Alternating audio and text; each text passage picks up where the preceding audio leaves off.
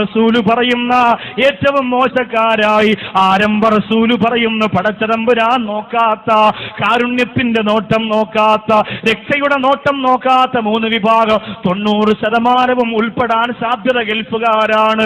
അതിലൊന്നാമത്തെ വിഭാഗം ആരാ? അല്ലാ കുല്ലി വാലിദൈ, മാതാപിതാക്കളെ സങ്കടത്തിലാഴ്ത്തുന്നവരാണ്, ഉപ്പയെ വേദനിപ്പിക്കുന്നവരാണ്, അവരെ കരയിപ്പിക്കുന്നവരാണ്. നിങ്ങളൊന്നും കൊടുക്കണ്ട ഗൾഫുകാരാ, നിങ്ങളുടെ ഉമ്മാക്ക് നിങ്ങളൊന്നും കൊടുക്കണ്ട ഗൾഫുകാരാ. നാട്ടിലുള്ളവർ ഉമ്മയോട് ചോദിക്കുന്നു, മോൻ വിളിച്ചിരുന്നോ, ഗൾഫിൽ നിന്ന് മോൻ വിളിച്ചിരുന്നോ എന്ന് ചോദിക്കുമ്പോ അല്ലാഹുവേ, തന്റെ സാരിയുടെ തട്ടം കൊണ്ട്, തന്റെ തോളിൽ കിടക്കുന്ന തുണിക്കഷണം കൊണ്ട് മുഖം മറച്ചിട്ട് കുഴപ്പമില്ല രാവിലെ വിളിച്ചിരുന്നു എന്ന് പറഞ്ഞ് ഒരു കളവ് പറഞ്ഞിട്ട് വീട്ടിന്റെ അകത്തിരുന്ന് പോയി കരയുന്ന ഉമ്മയായി.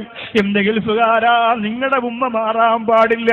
ഉമ്മ നിങ്ങളെ എങ്ങനെയോ കാണട്ടെ, പിണങ്ങട്ടെ, കുറ്റപ്പെടുത്തട്ടെ, സ്ഥാനം തരാതിരിക്കട്ടെ. 2 ദിവസം കൂടുമ്പോ ഉമ്മ, അതിനുള്ള പൈസ പോകട്ടെ ചെറുപ്പക്കാരാ, അതിനുള്ള സാമ്പത്തികം നിനക്ക് നഷ്ടം വരട്ടെ മോനെ, ഉമ്മ നിങ്ങൾക്ക് സുഖമല്ലേ എന്ന് ചോദിക്കാൻ എന്റെ പ്രിയപ്പെട്ടവരെ നിങ്ങൾക്ക് കഴിയുക.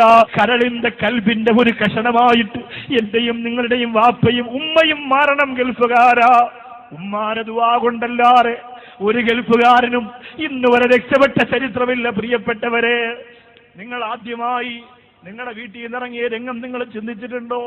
അന്ന് നിങ്ങൾ പെണ്ണ് കെട്ടിയില്ല, അന്ന് നിങ്ങൾക്ക് മക്കളില്ല, അന്ന് നിങ്ങൾ വീട് വെച്ചില്ല, അന്ന് നിങ്ങൾ പെട്ടികെട്ടുമ്പോ വീടിന്റെ അകത്തിരുന്ന് കരഞ്ഞ ഉമ്മയെ മറക്കാൻ ഇന്ന് സുന്ദരിയായ പെണ്ണിനെയും മക്കളെയും കിട്ടിയപ്പോ എങ്ങനെ കഴിയുന്നു പ്രവാസികളെ?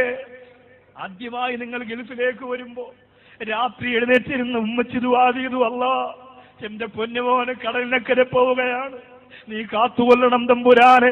ആ ദുആയാണ് ബഹ്റൈനിൽ നീ കഴിക്കുന്ന ഭക്ഷണത്തിന്റെ രുചി എന്ന് തിരിച്ചറിയാൻ. വൈകിപ്പോവല്ലേ എന്റെ പ്രിയപ്പെട്ടവരെ, വൈകിപ്പോവല്ലേ. ഇന്ന് നീ കല്യാണം കഴിഞ്ഞു, മക്കളായി, മക്കളൊക്കെ ഇവിടെ കൊണ്ടുവന്ന് ഇവിടെ ചേർത്ത് ഇവിടെ പഠിപ്പിക്കുന്നു. പക്ഷേ ആ ഉമ്മയോട് വല്ലപ്പോഴും ഒന്ന് വിളിച്ചിട്ട് സുഖമാണോ എന്ന് ചോദിക്കാൻ നേരമില്ലാത്ത അവസ്ഥ വന്നു പോവല്ല പെങ്ങളെ, ചെറുപ്പക്കാരാ. ഒരു ക്ലിപ്പ് കണ്ടല്ലോ, തന്റെ പ്രിയപ്പെട്ട ഉമ്മയോടും ഭാര്യയോടും യാത്ര പറഞ്ഞ് ജോലിക്ക് പോകുന്ന പ്രിയപ്പെട്ട ഭർത്താവ് എല്ലാ ദിവസവും മടങ്ങി വരുമ്പോ തളർന്ന് ക്ഷീണിച്ചു കിടക്കുന്ന ഉമ്മയുടെ ശരീരത്ത് മുറിവുകൾ. ഇതെങ്ങനെ സംഭവിക്കുന്നു എന്നറിയാൻ ഭാര്യയോട് ചോദിച്ചിട്ട് മറുപടിയില്ല. ഭാര്യ ഒരു പ്രത്യേക സ്വഭാവക്കാരിയാണ്. അവസാനം ഭാര്യ അറിയാതെ ഒരു ക്യാമറ വീട്ടിൽ ഫിറ്റ് ചെയ്തു. ഇപ്പൊ ക്യാമറയ്ക്ക് സുലഭമാണല്ലോ. അത് ഫിറ്റ് ചെയ്തിട്ട് പിറ്റേന്ന് ഭർത്താവ് ഇതുപോലെ രാവിലെ യാത്ര പറഞ്ഞു പോയി വൈകുന്നേരം വന്ന് നോക്കുമ്പോ അല്ലാഹുവേ, തന്റെ പ്രിയപ്പെട്ട ഭാര്യ തന്റെ ഉമ്മയെ ചെയ്യുന്ന ക്രൂരതകൾ ആ ക്യാമറയിലൂടെ കണ്ട് പൊട്ടിക്കരഞ്ഞു പോയി. വെള്ളം ചോദിക്കുന്ന ഉമ്മാടെ വാക്യകത്ത് പാത്രം കൊണ്ട് ഇടിക്കുകയാണ് പ്രിയപ്പെട്ട ഭാര്യ. അല്ലാഹുവേ, എഴുന്നേറ്റ് നടക്കാൻ പോലും കഴിയാതെ കട്ടിൽ കിടക്കുന്ന പ്രിയപ്പെട്ട ഉമ്മയെ കാലുകൊണ്ട് ചവിട്ടി തറയിലിട്ട് തൊഴിക്കുകയാണ് പ്രിയപ്പെട്ട ഭാര്യ. ആ സഹോദരൻ ചങ്കുപൊട്ടുകയാണ്. എങ്ങനെ സഹിക്കാൻ പറ്റും എന്റെ ഗൾഫുകാരാ, ഇങ്ങനെ സഹിക്കാൻ പറ്റും എന്റെ ഗൾഫുകാരാ. തിരുവനന്തപുരം ജില്ലയുടെ ഭീമാപ്പള്ളിയിൽ ഒരു ദിവസം ചാനലുകാർ മുഴുവനും വന്ന് ഒരു ഉമ്മയുടെ ചുറ്റും കൂടി. ആ ഉമ്മയോട് ചോദിച്ചു, ഉമ്മ നിങ്ങൾ എങ്ങനെയാണ് ഇവിടെ എത്തിയത്? അറിയില്ല മക്കളെ, അറിയില്ല.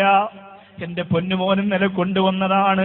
ഉമ്മാക്ക് ഭീമാപ്പള്ളി കാണണ്ടേ എന്ന് പറഞ്ഞ് ഗൾഫിൽ നിന്ന് വന്നപ്പോ അവൻ വാങ്ങിയ പുതിയ വാഹനത്തിന്റെ അകത്ത് എന്നെ കയറ്റി കൊണ്ടുവന്നതാണ്. ഞാൻ കരുതി അല്ലാഹു എന്റെ പൊന്നുമോൻ എന്നോട് സ്നേഹം കൊണ്ടുവരുന്നതാണെന്നല്ല. ഭീമാപ്പള്ളിയിലെ സിയാറത്തിന്റെ വെള്ളിയാഴ്ച രാവിന്റെ തിരക്കുകൾക്കിടയിൽ പൂച്ചയെ കൊണ്ട് കളയുന്ന പോലെ എന്നെ കൊണ്ടുവന്ന് കളഞ്ഞിട്ട് എന്റെ പൊന്നുമോൻ പോയി. എനിക്ക് തിരിച്ചു പോകാനറിയില്ല. മോന്റെ പേരെന്ന് പറയൂ, നിങ്ങളുടെ നാടെന്ന് പറയൂ, ഞങ്ങൾക്ക് അവനെ പിടിക്കാമെന്ന് പറഞ്ഞപ്പോ ഇല്ല. എന്റെ പൊന്നുമോൻ പാവമാണ്, ഞാൻ വീട്ടിലുള്ളത് അവനൊരു ശല്യമാണെങ്കിൽ എന്റെ പൊന്നുമോൻ മക്കളോടൊത്ത് സന്തോഷത്തോടെ കഴിയട്ടെ. ഞാൻ ഈ പള്ളിയുടെ മുമ്പ് കിടന്നുകൊള്ളാം. മക്കളെ ബുദ്ധിമുട്ടിക്കാറ് ആ സ്നേഹം ആ സമയത്തും കൊതിച്ചുപോലെ ഉമ്മാക്ക് പകരം വെക്കാൻ എന്റെ പ്രിയപ്പെട്ടവരെ ഏത് ചാർച്ചീറാണ് യാനടാ നിന്റെ ജീവിതത്തിലേക്ക് കടന്നു വന്നിരുന്ന് ഗൗരവത്തോടെ ചിന്തിക്കണം ചെറുപ്പക്കാരാ. എന്നിട്ട് പൊട്ടിക്കരയണം മോനെ. വാപ്പയും അങ്ങനെ തന്നെയാണ്. ഭക്ഷണം വാരി മോനെ കഴിക്കടാന്ന് പറഞ്ഞ് തരുമ്പോ പല വാപ്പമാരും പട്ടിണിയായിരുന്നു, നമ്മളറിഞ്ഞില്ല. പല ഉപ്പമാരും പട്ടിണിയാണ്, നമ്മൾ അറിഞ്ഞില്ല. നമ്മൾ ഉറങ്ങിക്കിടക്കുമ്പോ നമ്മളടുത്ത് വന്നിട്ട് തലയുടെ വിയർപ്പിങ്ങനെ കൈകൊണ്ട് തടവിക്കളഞ്ഞിട്ട് നമ്മുടെ നെറ്റിയിൽ മുത്തം തന്നിട്ട് പോകുന്ന വാപ്പയെ നമ്മൾ ആരും അറിഞ്ഞിരുന്നില്ല.